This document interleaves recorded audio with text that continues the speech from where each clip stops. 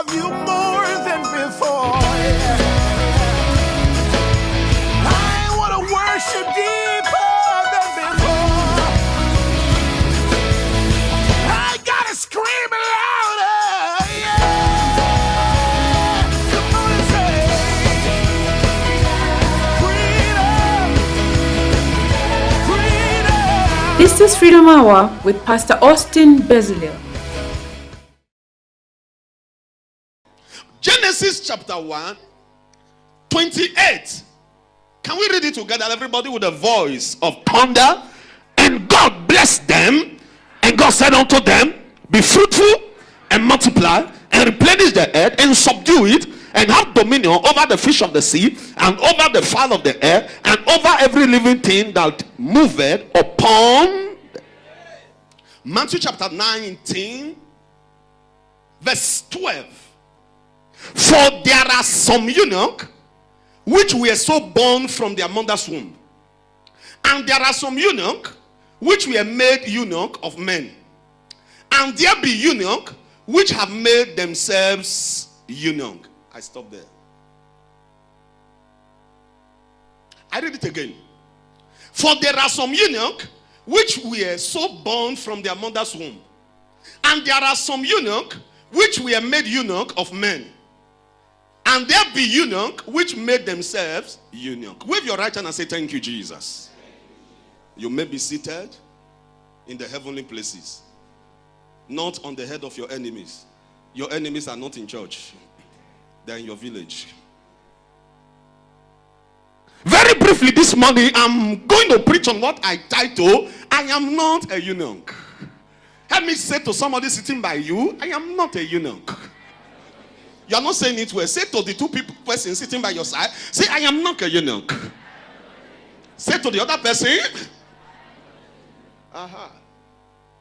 very briefly, before I go straight, I want to start by letting us know that if you look at that scripture where we read, Genesis chapter 1, verses 28, that is where you find the first commandment. When you talk about the commandment of God, a lot of people think that the commandment of God, they are, thou shalt not kill, thou shalt not commit adultery. No! Those are the commandments that came after sin came. But before sin came, there were commandments. And one of the commandments is in that scripture, verse 28, Genesis chapter 1, verses 28. And that commandment, well, it came directly from God to Adam. He said to him, be fruitful and multiply. That's the first commandment. And if you look at it, be fruitful and multiply is not an advice, neither is it a suggestion, it is a command. He said, go and be fruitful, go and multiply. To also buttress that point that God gave Adam, when Jesus came, he said to the disciples, he said, occupy till I come. What does it mean to occupy?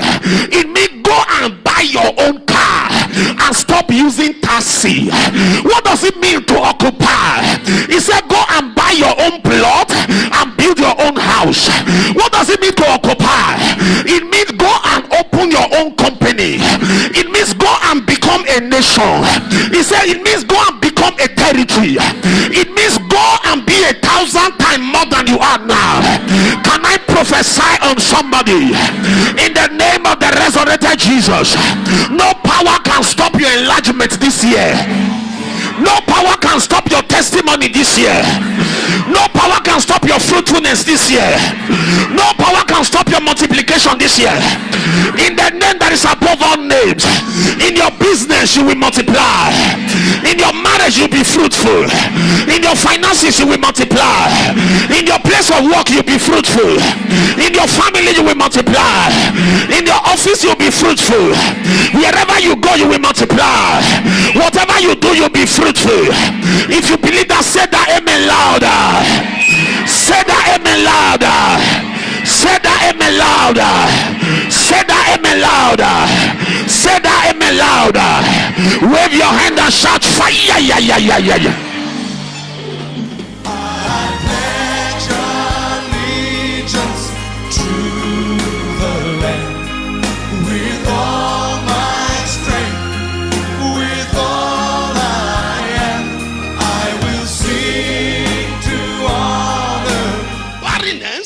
or fruitlessness is not the plan of God. From the beginning, it was not so. Am I talking to somebody this morning? Listen, God did not say, be seedful. He says, be fruitful. Before a person can produce fruit, what you need is seed. When there is seed, you don't need to do prayer and fasting to produce fruit.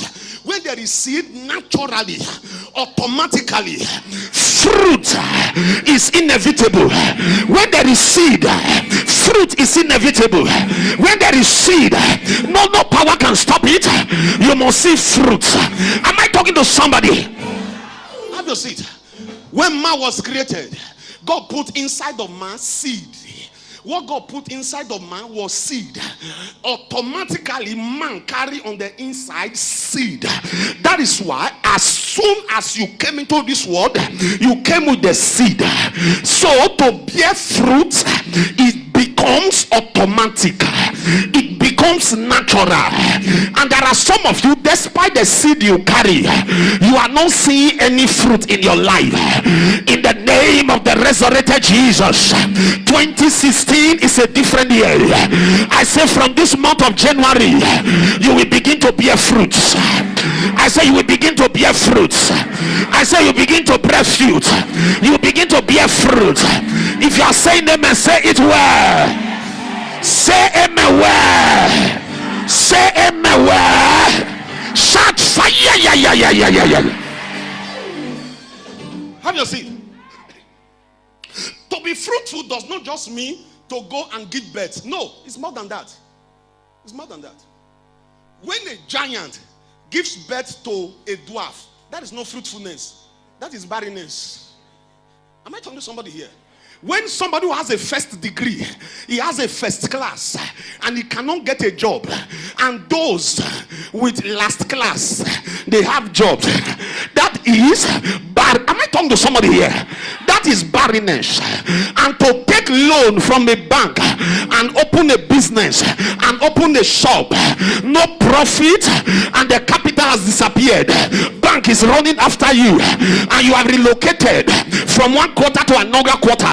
You have changed your address 7 times in 1 month. What is going on? That is the spirit of barrenness. That is fruitlessness. That is why I have a good news for somebody. This year 2016, you will bear fruit. I say you will be fruitful. I say you will be fruitful. I say you will be fruitful. I say you will be fruitful. I say you will be fruitful. Raise your leg and shout fire. Yeah.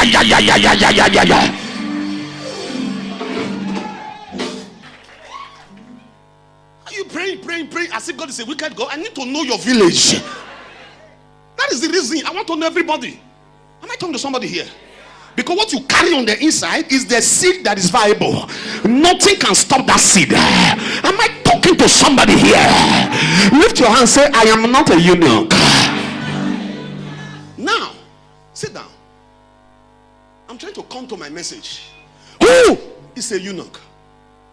According to Advanced Learning Oxford Dictionary, says it gives 2 meanings of who a eunuch is. It said number 1, a eunuch is a person that has been castrated. And another meaning of a eunuch, the second meaning, is a person without power, without influence. A person without power, without influence. Those are the 2 meanings of a eunuch according to the Oxford Learner Advanced Dictionary. When the dictionary says a person who has been castrated, what does that mean? It means this person actually was born with seed. But as soon as the person was born, something was happening that the seed he came with, there was a demonic sojourn that opened him up and removed the things inside. That's what it means to castrate somebody. And when a person is castrated, forget it. That person can never be fruitful in life.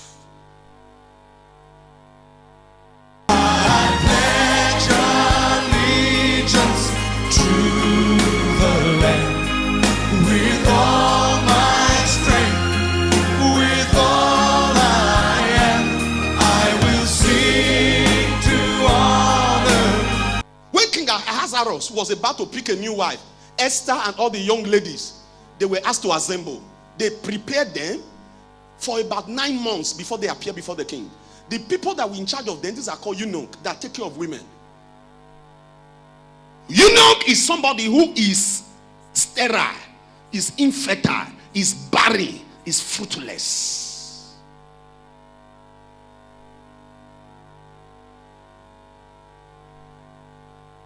And I'm going to tell you how people become eunuch in life. Please, don't narrow my teaching to only husband and wife giving birth to children. That's not the meaning of fruitfulness. So no, that's only just like 1%. Fruitfulness is bigger than that. Look at you as a sister. You are very beautiful with pointed nose, and you even have open teeth, and no man is coming around. That is fruitlessness. With all the Chinese hair you have been wearing, all the Brazilian hair, with all the makeup and makeup, with all the things you have been putting on your body, no man is coming around. Why? Because there is barrenness around you. But today, your story is going to change. I said today, your story is going to change. I'm going to show you how people are made eunuch. Number one way people are made eunuch is in Matthew chapter 19 verses 12, where we read. Matthew chapter 19 from verses 12. Can you read it for me? Matthew 19 verses 12. Let's see how people are made eunuch. How people are made fruitless. How people are made to be barren in life. So that when you are praying, you know how to channel your prayer well. Read verse 12. For there are some eunuchs which were so born from their mother's womb. Stop there. Some eunuch, how do they become eunuch? How? They were born like that from their mother's womb. In other words, one major thing that made people to be barren in life is foundation. Psalm 11 verses 3. If the foundation be destroyed, what can the righteous do? He didn't say the righteous can do nothing. That's not what he says. He's asking, if the foundation be destroyed, what can the righteous do? If this man has been made a eunuch, what can he do? There is something he can do. And that's why we are here today. So that we do, in case you were born like that from your mother's womb, it can be corrected. Am I talking to somebody here? Some were born like that from their mother's womb. They were born as eunuch. They were foundation.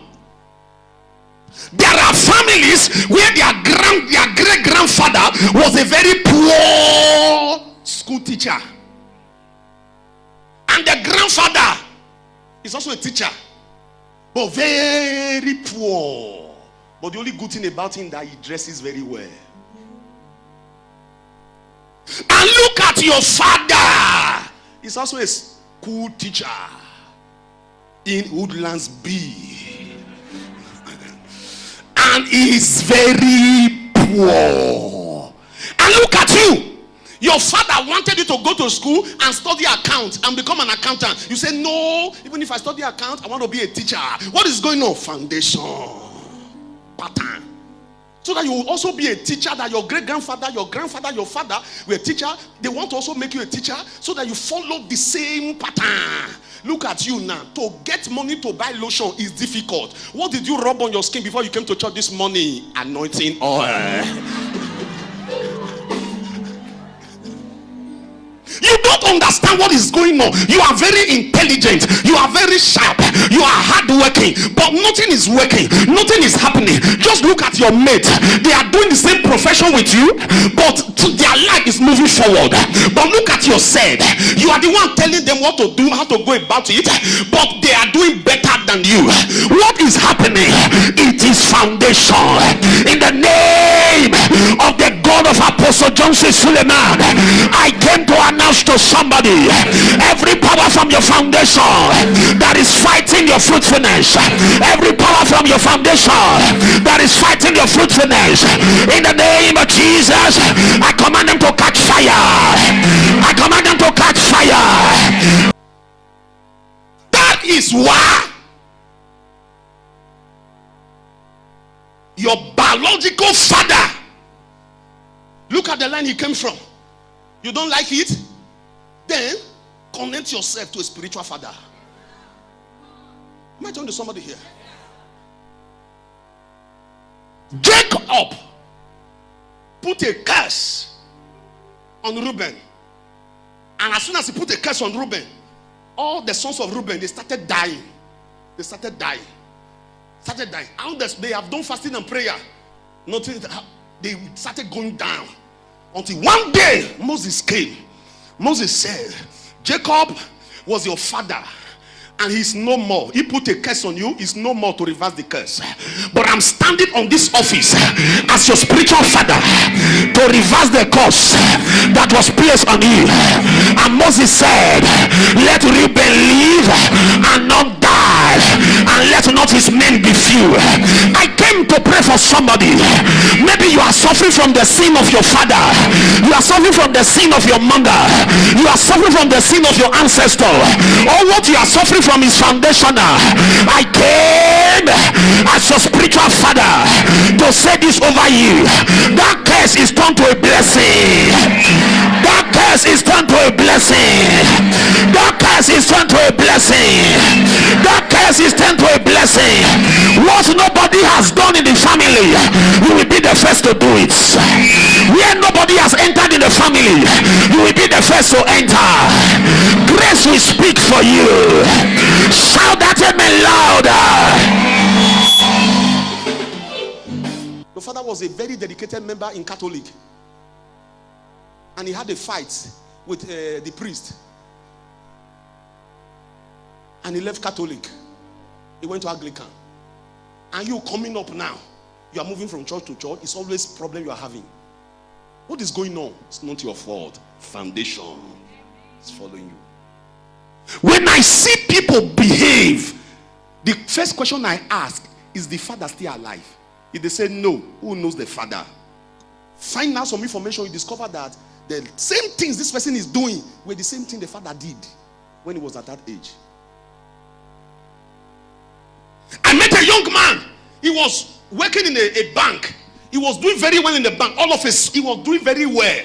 As a matter of fact, he was a senior boss in the bank. And he was traveling around countries. And he was eating life with his 10 fingers. And himself and his wife and his children, they were really enjoying life. They were moving in official cars. They were buying cars. They were selling cars. They were doing very well. All of a sudden, some problem came in the bank.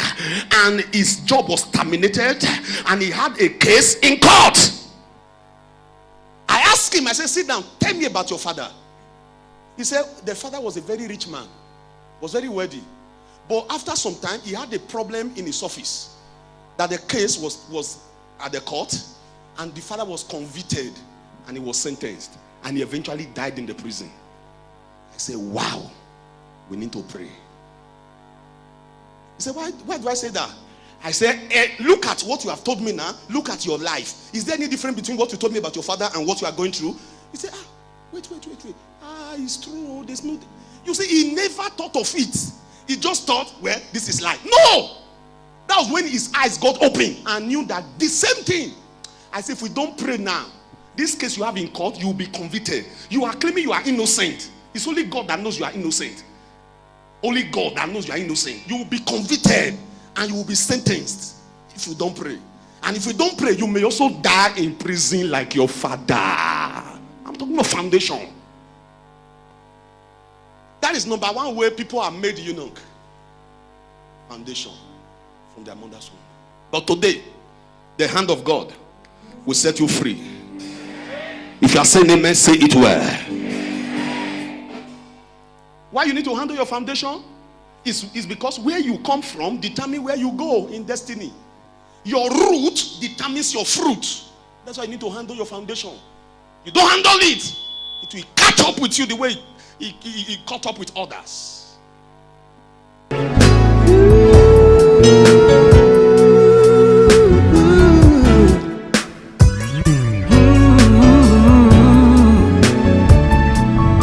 It is for freedom. Anything a person is going through today, a human hand is connected. If you are still single as a sister at the age of 39, at the age of 43, at the age of of 45 is not because you are not beautiful.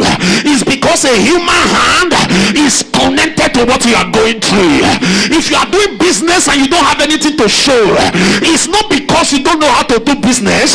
It's because a human hand is connected. I don't know where you are in life today, and you know this is not where you should be. A human hand is connected, and that is what we call wickedness. Every wickedness against your life, putting you on the floor, making you fruitless, making you barren. In the name of Jesus, I destroy that wickedness. I destroy that wickedness. I destroy that wickedness. I destroy that wickedness. Shout fire! Have your seat. This is a wicked word. The only person you should trust is yourself. This world, very wicked. I'm telling you. All this time you come to church, praise the Lord. I want to give a testimony. I've just bought a car. As you just say, I've just bought a car, a needle will just pierce the person.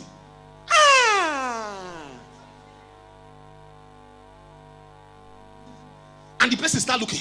What must I do to puncture that tire? What must I? I'm telling you, there are wicked people. God said, among my people are found wicked men. Not just outside, God talking. He said, among my people are found wicked men. We live in a wicked world. We live in a wicked world. Listen, it's good to be good, but be good with wisdom. Be good with wisdom. When you see a person that used to be up is now down, is falling, is connected to a human hand. And that is why I have a good news. I'm here standing on this altar to pray for somebody, that every hand of a man that is connected to your tears, every hand of a woman, every hand of a witch doctor, a sangoma, that is connected to your affliction, that is connected to your torment, that is connected to your trouble, I command that hand to wither today. I command that hand to dry up today. I release your fruitfulness to you. I release your prosperity to you. I release your testimony to you. If you are saying amen, say it well. Shout fire. Have your seat. Number 3 way some people are made eunuch. Read it. Let me pick number 3. Number one way people are made eunuch is how? From their mother's womb, foundation. Number 2, wickedness. Men make people eunuch. Number 3. For there are some eunuchs which were so born from their mother's womb. That's foundation. And there are some eunuchs which were made eunuchs of men. That's wickedness. And there be eunuchs which have made themselves eunuchs. Stop there. Which have what? Sit down.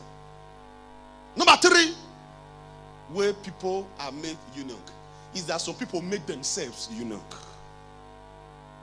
It may be consciously or unconsciously. In life, nothing you do that it just end like that or you go free. No, everything you do in life has a repercussion. If people have this understanding, they will be careful what they do. Anything you do in life, it has a repercussion. That's the repercussion. That's the repercussion. Life is a seed. Galatians chapter 6 verse 7. God is not mocked. Whatsoever a man soweth, that he shall also reap. There are people that make themselves poor. It's not the devil. They make themselves poor because they want to be poor. Everybody in life has a place that belongs to him. I'm telling you the truth. Everybody has a place. Nobody can take your place. If you lose your place in life, you will be stranded in destiny.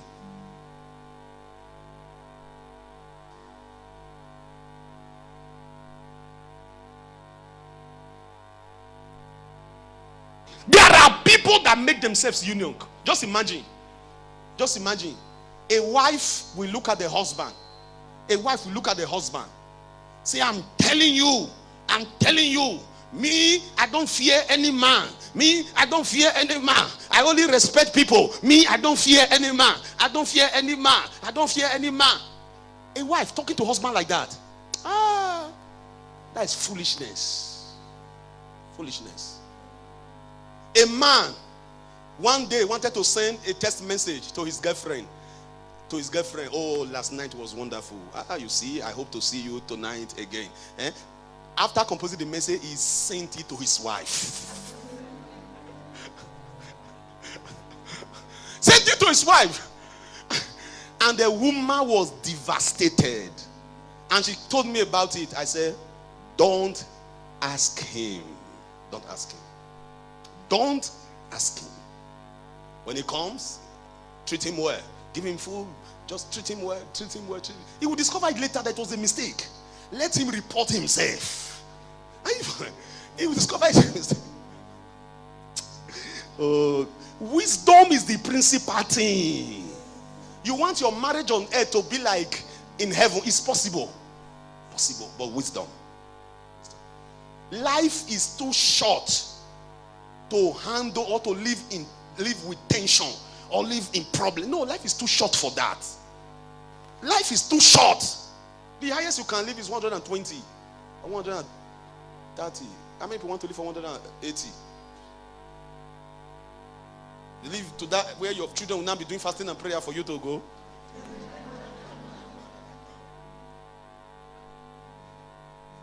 There are people that made themselves eunuch. Make themselves eunuch. You are an apprentice. You are working in a shop, learning how to do hair. You are still an apprentice, learning how to do hair. And your bandam is not around. You are busy doing hair, and you are still have money to buy your hairdresser, to buy your equipment. And you're not bragging before your friends. Me, I've used her money to buy this, Very soon I'm going to take her by surprise. I'm going to start my own, and she'll be surprised. I'm going to be surprised. Whatsoever a man soweth, steal her money. Go and buy your machine, buy everything. Start your own. As you start your own, God will just send some anointed ladies to come and become apprentice under you.